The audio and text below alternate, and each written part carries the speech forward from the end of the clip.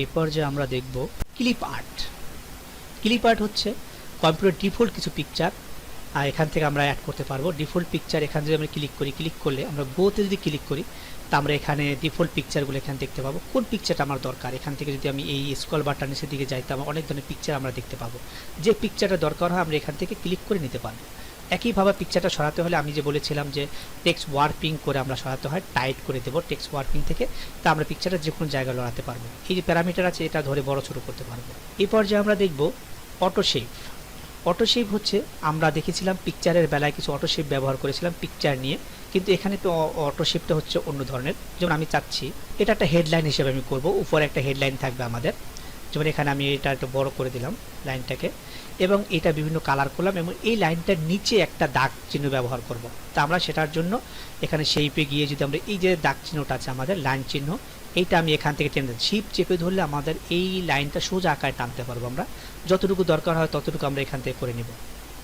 কারণ আমার এতটুকু দরকার, পুরো পেজ নিয়ে আমরা এই লাইনটা এঁকে দেবো। এবার লাইনটা যদি আমরা বড় ছোট করতে চাই, মোটা করতে চাই, আমরা এখান থেকে শেপ আউটলাইনে যাব। এখানে যাওয়ার পরে এখানে হোয়াইট আছে, আমি কোন ডিজাইন এখানে রাখতে চাচ্ছি, কত মোটা রাখতে চাচ্ছি, এখান থেকে মোটা করে দিতে পারবো।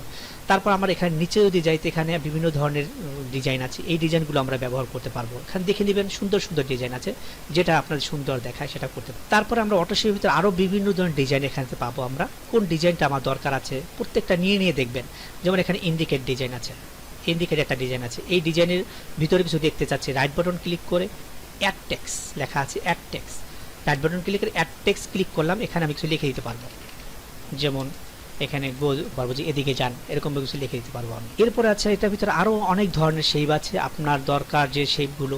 যেমন এখানে আমার যদি দরকার হয় শেপ আছে, যেমন আমি চাচ্ছি এখানে ইন্ডিকেট করা বা কোনো কমেন্ট করার জন্য, যেমন এখানে আমি একটা কমেন্ট করার মতন দিই।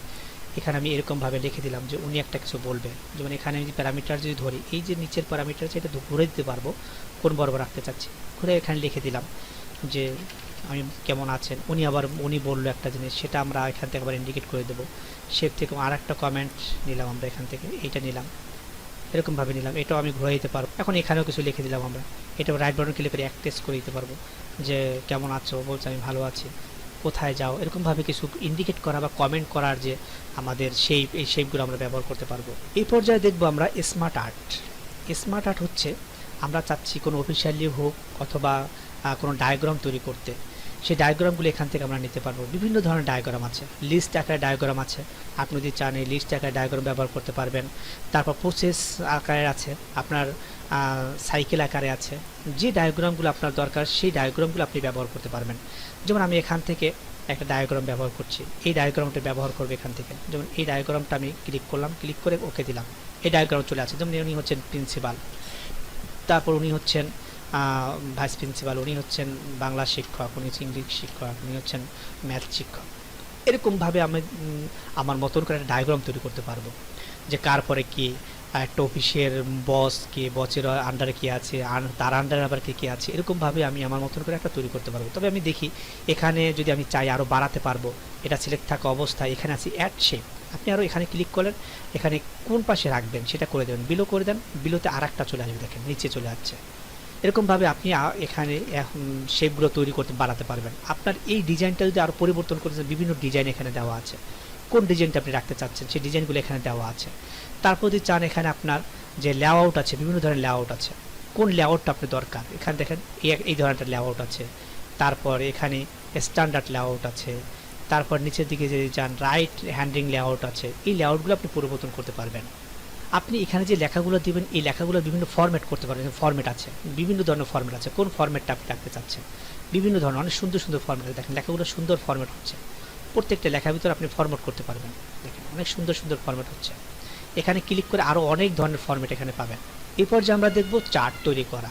আমরা অনেকেই দেখেছি খেলাধুলার সময় যে প্রথম ওভারে কত রান হচ্ছে, দ্বিতীয় ওভারে কত রান হচ্ছে, এরকম করে, অথবা একটা আপনার ব্যবসা প্রতিষ্ঠান আছে যে প্রতিষ্ঠানে এই প্রথম সপ্তাহে কত টাকা ইনকাম হয়েছে, দ্বিতীয় সপ্তাহে কত টাকা ইনকাম হয়েছে, এটা আপনি যদি ইন্ডিকেট করতে চান বেশি হচ্ছে না কম হচ্ছে, এটা যদি আপনি প্যারামিটার হিসেবে রাখতে চান তাহলে আপনি এখান থেকে চার্টগুলো তৈরি করতে পারেন। কলাম চার্ট আছে, লাইন চার্ট আছে, পিক চার্ট আছে, বার চার্ট আছে, বিভিন্ন ধরনের চার্ট আছে। আমরা এরকমভাবে লেখা দেখি অনেক সময় যে লেখা থাকে ক্লিক হেয়ার, এই ক্লিক হেয়ার লেখা দেখলে আপনি এখানে দেখবেন ক্লিক করলে একটা সাইডে চলে যায়, আমরা এই সাইটটা কীভাবে তৈরি করব, এটা তৈরি করার জন্য আমরা এখানে সিলেক্ট করব, সিলেক্ট করে আমরা ইনসার্ট থেকে যদি হাইপার লিঙ্কে ক্লিক করি, ক্লিক করলে এরকম চলে আসবে। তখন এখানে আমরা লিখে দেবো ওই সাইটের নামটা লিখে দেবো। যেমন আমরা এখানে লিখে দিই http://IT education BD, IT education BD লিখে ওকে করে দিলাম।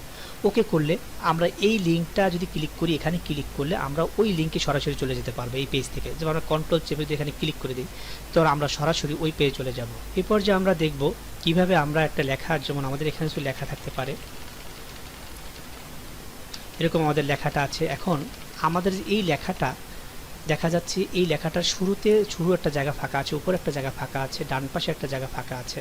আমরা কিভাবে এই উপরের জায়গাটা একটা হেডলাইন ব্যবহার করতে পারি, অথবা নিচে আমাদের অনেক সময় ফাঁকা জায়গা থাকে, এই ফাঁকা জায়গাগুলো কিভাবে আমরা হেডলাইন ব্যবহার করতে পারি বা একটা টাইটেল ব্যবহার করতে পারি, সেটা দেওয়ার জন্য আমরা হেডার যদি ক্লিক করি, তাহলে আমরা হেডারে কিছু লিখতে পারবো। এখানে ক্লিক করলে বিভিন্ন ধরনের হেডার আছে, আমরা কোন ধরনের হেডারটা ব্যবহার করতে চাচ্ছি সেটা এখান থেকে চুজ করব। এখানে পেজে স্ক্রল বারটা ক্লিক করলে নিচের দিকে নামালে আমরা দেখতে পাবো অগণিত এখানে সুন্দর সুন্দর হেডার আমাদের এখানে ডিজাইন করা আছে ডিফল্ট হিসেবে। আমাদের যেটা দরকার সেটা এখান থেকে আমরা চুজ করে নেব। যেমন আমরা এখান থেকে যদি এইটা দরকার, এটা ক্লিক করে দিলাম, দেখেন হেডার আমরা এটা চলে আসলো। এখানে কিছু লিখতে পারবো টাইটেল হিসেবে, এখানে ইয়ারটা লিখতে পারবো, কত ইয়ার, হেডার হিসেবে আমরা এটা ব্যবহার করতে পারবো। আমরা যদি এটা ফুটার ব্যবহার করতে, একইভাবে ফুটারে ক্লিক করে আমরা ফুটারে কোনটা নিতে চাচ্ছি সেটা সিলেক্ট করে দেবো। আমরা এইটা নিতে চাচ্ছি, তো আমরা এখান থেকে ক্লিক করে দেখেন ফুটারে চলে যাচ্ছে। এখানে একটা টেক্সট ব্যবহার করতে পারবো আমরা। আবার সেম এখানে পেজ নাম্বারটা ব্যবহার করতে, কত নাম্বার পেজ ব্যবহার করতে, 1 নাম্বার পেজ চলে যাচ্ছে যেহেতু আমার একটা পেজ আছে। এরকমভাবে ফুটারটাও ব্যবহার করতে পারবো। এরপর যে আমরা দেখব পেজ নাম্বার কীভাবে দেবো, আমরা পেজের উপর কীভাবে নাম্বার ব্যবহার করব, নাম্বারগুলো দিব। তো আমরা এখান থেকে পেজ নাম্বারে যাব। পেজ নাম্বার গেলে এখানে টপ অফ পেজ আছে, বটম অফ পেজ, তারপরে পেজ মার্জিন, মার্জিনের ভিতরে থাকবে। এখানে ক্লিক করলে আপনি ধরলেই দেখতে পারবেন ডান পাশে এরকম চলে আসবে আপনার কোন জায়গা আপনি রাখতে চাচ্ছেন। আমি টপে দিতে চাই, টপের এরকমভাবে চলে আসবে। কোন প্যারামিটার আপনি নিতে চাচ্ছেন, টপে কোন পাশে রাখবেন, এই পাশে রাখবেন না মাঝ বরাবর রাখবেন, এখানে মাঝ বরাবর আছে, ডান পাশে আছে। এখানে নিচের দিকে আসলে স্ক্রল বার টেনে নিচের দিকে আসলে দেখতে পাবেন কোন বরাবর আপনি মার্জিনটা রাখতে চাচ্ছেন। যেমন আমি চাচ্ছি এই বরাবর, এখানে ক্লিক করলে দেখা যাবে ওই আমার এখানে আপনার নাম্বারটা চলে আসছে। আমি এরকমভাবে নাম্বারগুলো ব্যবহার করতে পারি। ফার্স্ট নাম্বার এটা, আমি যদি দেখি সেকেন্ড নাম্বার, 2 নাম্বার পেজ এটা, 3 নাম্বার পেজ এটা, 4 নাম্বার পেজ। এরকমভাবে আপনি প্রথমে একটা নাম্বার ব্যবহার করলেই আপনার যতগুলো পেজ এখানে থাকবে সবগুলো পেজে আপনি একসাথে নাম্বার ব্যবহার করতে পারবেন, সবগুলো পেজে একসাথে নাম্বারগুলো চলে আসবে।